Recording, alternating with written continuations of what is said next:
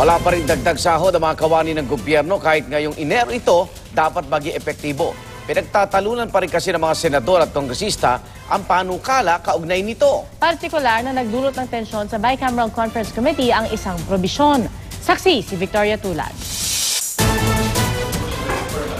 Nalalagay ngayon sa alangan ang panukalang itaas ang sahod ng government employees para maging mas mataas o makaagapay man lang sa private sector o Salary Standardization Law of 2015 na dapat sana ay epektibo na January 1 pa lang ng taon. Pati dagdag bonus nila madadamay dahil yan sa deadlock o pagtatalo sa mga kinatawan ng Kamara at Senado sa Bicameral Conference Committee sa isang partikular na probisyon. Ang pagsuspinde sa pagpantay ng pensyon ng retired military at uniformed personnel sa mga aktibo pa sa serbisyo.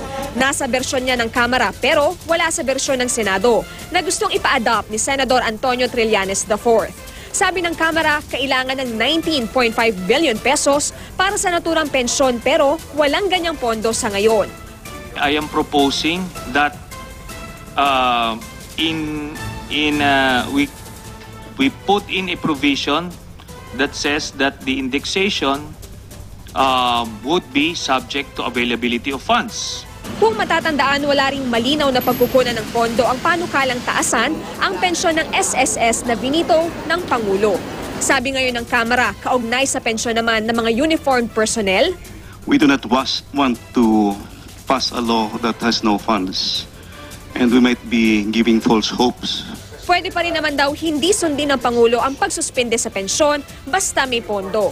Pero nagmatigas si Trillanes at nagbabala pa.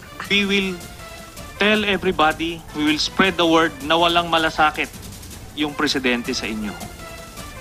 Kasi this is not a small matter to them.